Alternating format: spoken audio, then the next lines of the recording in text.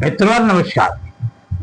हमने कल जो हनुमान जी के बारे में चर्चा की, आज उसमें थोड़ा सा हम श्री हनुमान जी और हमारे आराध्य भगवान श्री रामचंद्र जी की भी एक कड़ी जुड़ रही है कि किन परिस्थितियों में श्री रामचंद्र जी का और हनुमान जी का मिलन होता है और उससे किन किन लोगों का उद्धार होता है और वहां पर जो अधर्मी लोग हैं उनका अंत होता है। उस पर हम आज थोड़ा चर्चा करेंगे।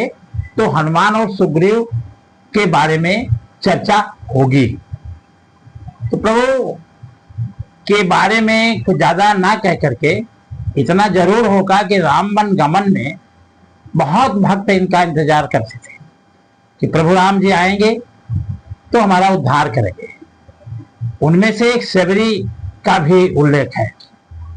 शबरी इतनी प्रभु भगवान की भक्त थी कि जंगल से बेर को लाती थी, चखती थी, चख करके जो मीठा होता था प्रभु के लिए रखती थी और अपने कुटिया को फूलों से सजाती थी कि प्रभु आएंगे तो इसी रास्ते से हमारे कुटिया में प्रवेश करेंगे और हम उनका दर्शन करेंगे, जिससे हमारा कल्याण होगा। ठीक वैसा हुआ। प्रभु रामवन गमन में सीता की खोज करने के लिए दोनों भाई चल रहे हैं। वहां शबरी का मिलन होता है और वो पहचान जाती हैं कि प्रभु राम राम राम, और वहां बैठते हैं और वो अपना जो जूठा फल था उसको ला करके थाल में सजा कर देती हैं। लक्ष्मण जी उसको थोड़ा सा हिचकिचाते हैं, लेकिन रामचंद्र जी उसको बड़े हृदय प्रेम से उसको चखते हैं और आनंद लेते हैं और कहते हैं माता बड़ा ही सुंदर फल आप कहाँ से चुन चुन के लाएंगे। फिर उनसे फिर बताते भी हैं कि हम देखिए हमारे पास जानकी जी थी और यहाँ पर कुछ राक्षसों ने उनको अपहरण किया है, उन्हीं की खोज में हम निकले हैं। हमें किसी ने बताया है कि यहाँ पर ऋषिमुख पर्वत पर सुग्रीव रहते हैं, उनका आपस में भाइयों में वैर चल रहा है। वो कहती प्रभु ठीक। तो वो रास्ता बताती हैं कि आप इस मार्ग से जाएंगे और सुग्रीव के जो अनन्य भक्त हैं, उनके जो सलाह मशवरा करने वाले हैं, तो वो आपको मिलेंगे और वही आपको वहां तक पहुंचाएंगे।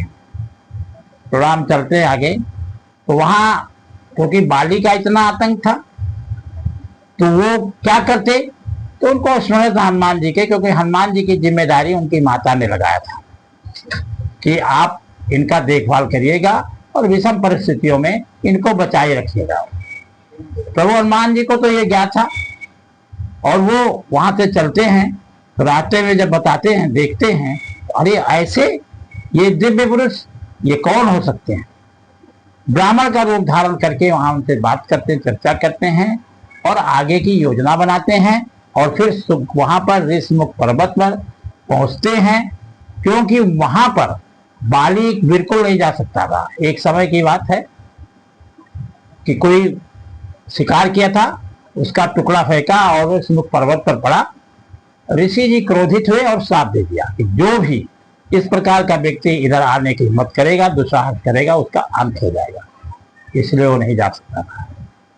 प्रभु राम को हनुमान जी रामचंद्र जी हनुमान जी को सारी व्यथा बताते हैं और फिर हनुमान जी सुग्रीव की व्यथा बताते हैं। तो कहते हैं प्रभु आप दोनों का लक्ष्य एक है। आगे आज हम अपनी वाणी को विराम करते हैं। शेष कल इसी के बारे में चर्चा होगी और इन शब्दों के साथ आपसे प्रार्थना करता हूं कि आप इसको आपका अध्ययन करें, सब्सक्राइब करें, लाइक करें, अधिक से अधिक संख्या में शेयर करें ताकि हमारा मनोबल बढ़े और आगे का कार्यक्रम हम विधिवत कर सकें। जय हिंद, जय भारत। मित्र नमस्कार। प्रभु श्री राम जी की लीला है। लाइक करें, सब्सक्राइब करें, ज्यादा से ज्यादा शेयर करें। जय हिंद।